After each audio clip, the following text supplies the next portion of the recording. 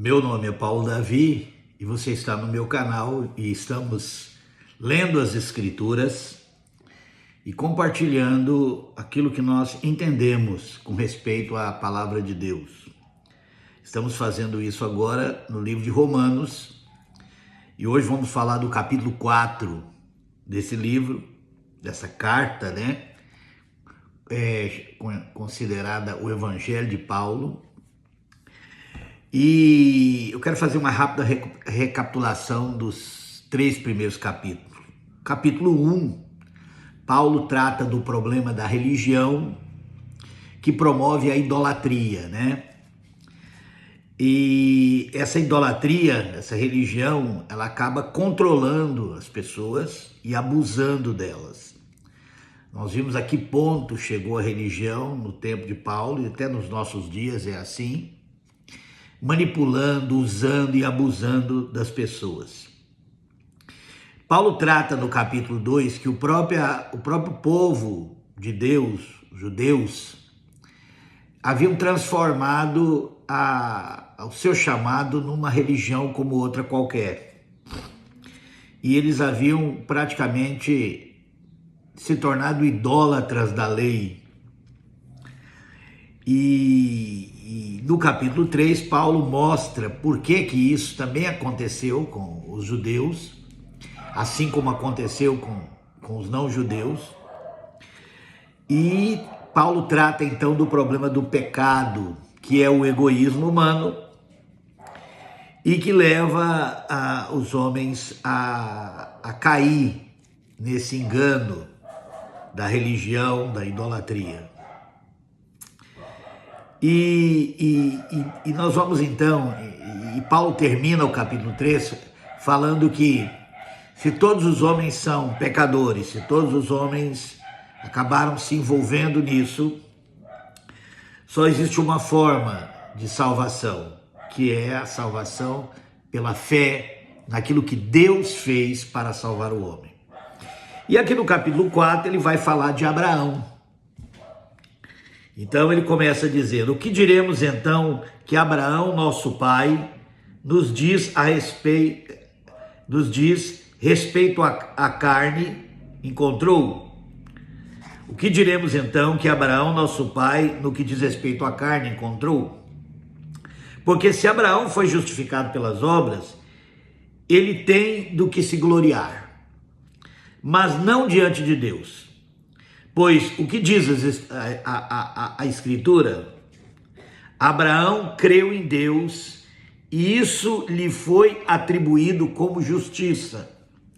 Eu acho interessante a forma pela qual Paulo lê a história de Abraão no Velho Testamento e como ele consegue perceber essa questão da justiça atribuída a Abraão porque ele creu em Deus. Ou seja, o fato de Abraão ter crido em Deus fez com que Deus atribuísse a Abraão, por causa da fé, a justiça. Ou seja, Abraão se tornou justo por causa de sua fé em Deus. E isso tem muito significado quando lemos a história de Abraão e vemos como Abraão também era um homem escravo do egoísmo humano. Ou seja, Abraão também estava debaixo do pecado.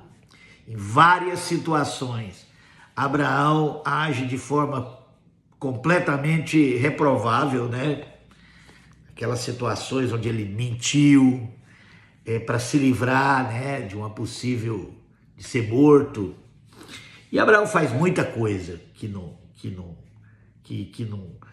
tem nada a ver com a atitude que a gente espera, Ou seja, Abraão foi muito injusto várias vezes, mas pelo fato dele ter crido em Deus, Deus atribuiu justiça a Abraão. Verso 4, ora, aquele que trabalha não lhe é imputado o salário segundo a graça, mas segundo a dádiva. Mas aquele que não trabalha, mas crê naquele que justifica o ímpio, a sua fé é imputada como justiça.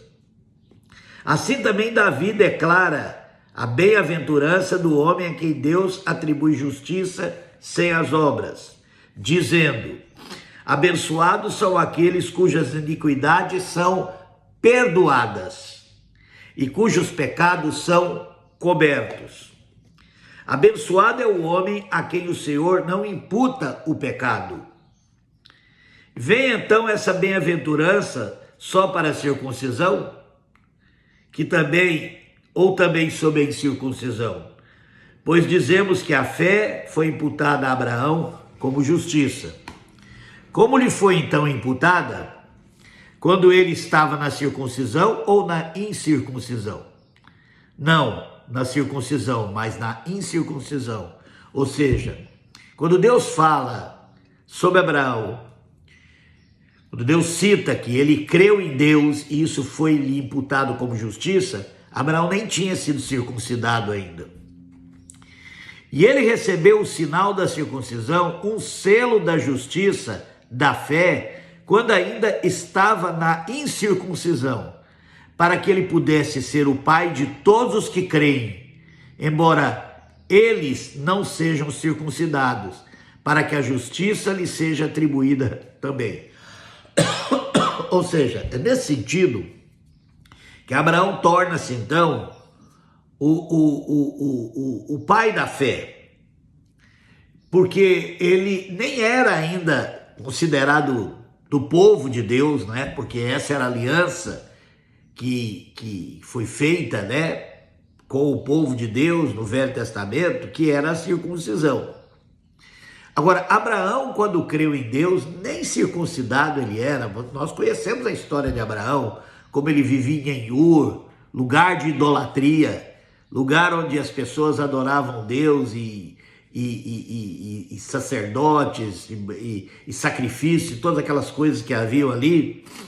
Quando Deus chamou Abraão e ele creu em Deus, e a partir do momento que ele crê em Deus, então Deus atribui a ele justiça, ainda que ele não seja justo. E esse para mim é o ponto mais importante, que a justiça de Deus é algo atribuída aos que creem em Deus. E creem de que forma? Creem que Deus perdoa o pecador. E essa é a mensagem do Velho Testamento, ainda que muitas vezes nós não lemos assim, ainda que nós sabemos como o povo de Deus se perdeu, poucos foram os que entenderam isso, de que a justiça de Deus vem pelo fato de que Deus perdoa os pecados. E se nós cremos nisso, nós somos considerados justos pela fé.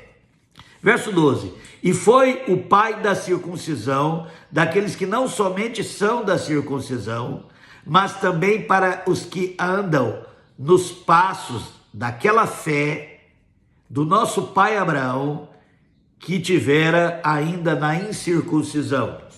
Paulo já tinha falado que o verdadeiro judeu não é aquele que recebeu a circuncisão na carne, mas é uma circuncisão no coração.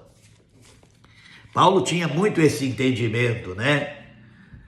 Porque a promessa do que havia de ser herdeiro do mundo não foi feita pela lei a Abraão, ou a sua semente, mas pela justiça da fé.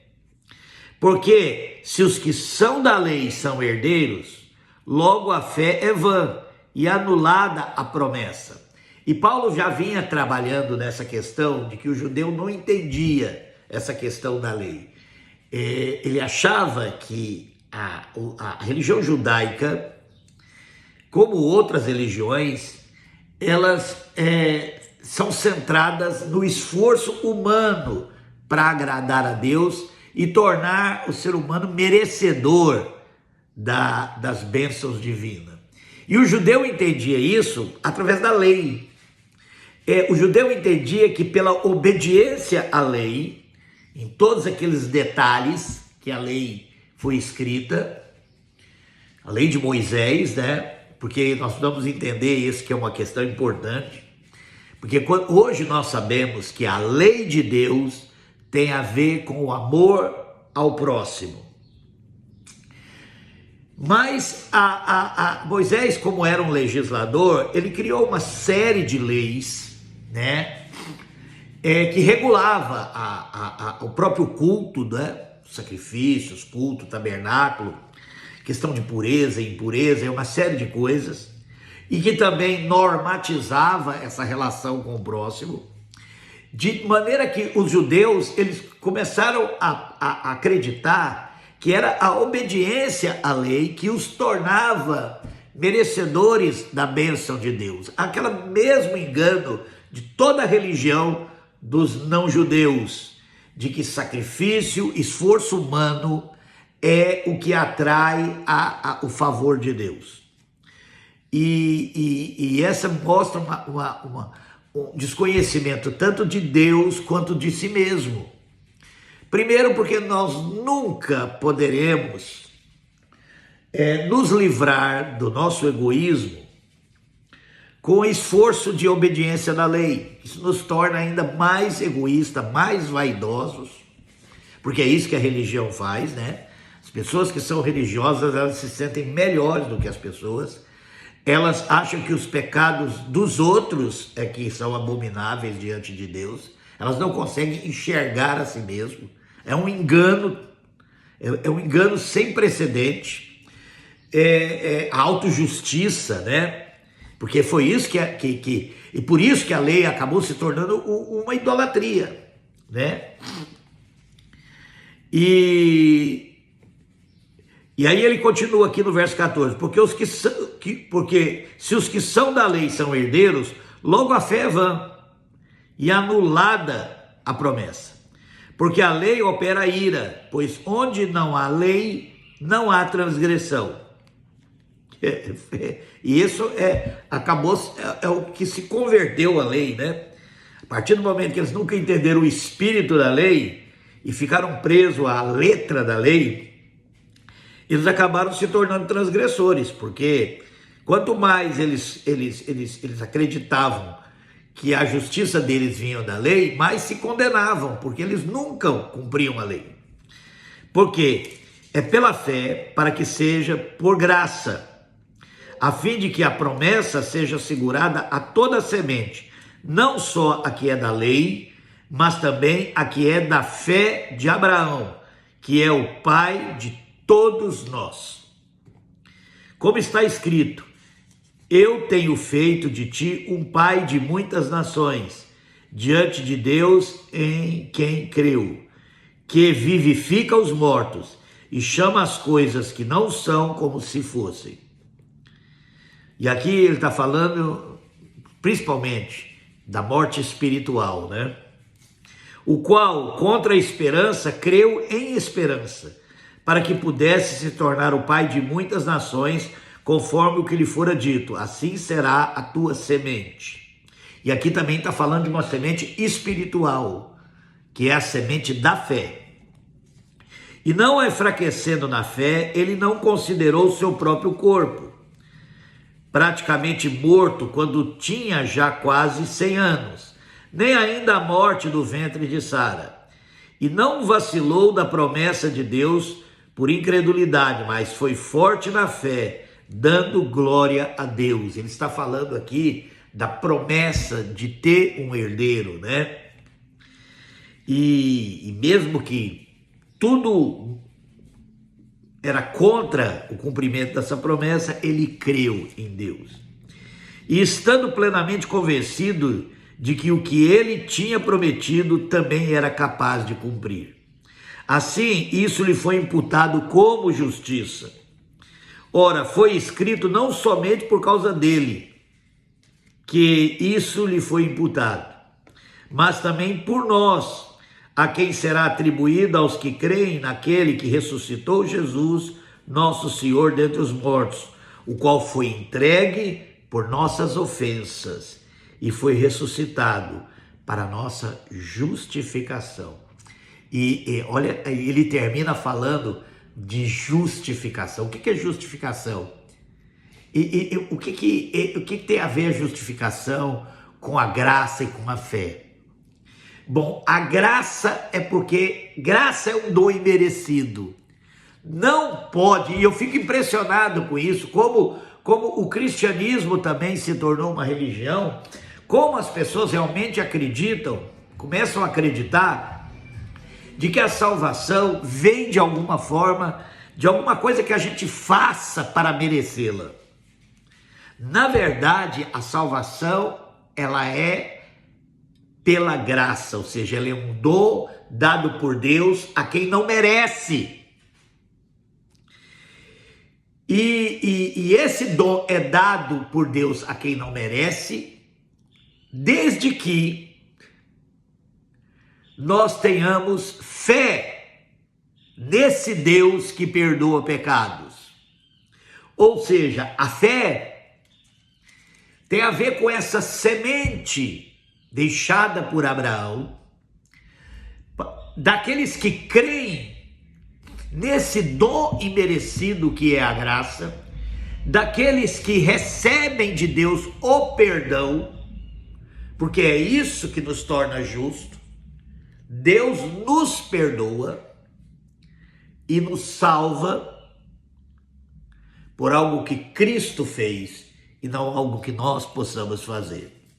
E isso é o teor da mensagem do apóstolo Paulo, nesse evangelho segundo Paulo, que é a carta aos Romanos, que todos os homens são pecadores, que todos os homens são escravos do egoísmo humano, e nada do que nós podemos fazer pode comprar o favor de Deus.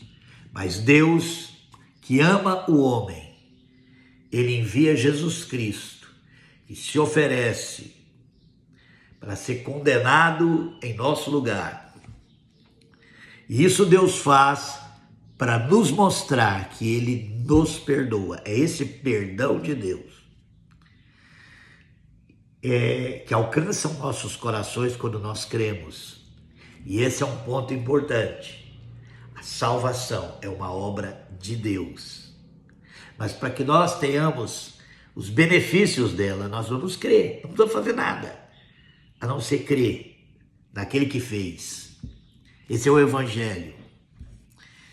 E esse é o ponto que Paulo vai tratando nesse livro. Aqui nesse capítulo 4, ele mostra, quando ele lê o Velho Testamento, o que ele vê na vida de Abraão é fé. Ainda que o texto conta muitas histórias de Abraão, ainda que o texto mostra para nós as contradições da vida de Abraão, que Abraão era um pecador, egoísta como nós, mas ele creu em Deus. E isso é uma mensagem para todos os homens, que se nós cremos naquilo que Deus fez por nós, que foi nos perdoar em Cristo, nós nos tornamos justos, justificados. E é isso que ele vai tratar agora no capítulo 5, a justificação pela fé. Que Deus nos abençoe.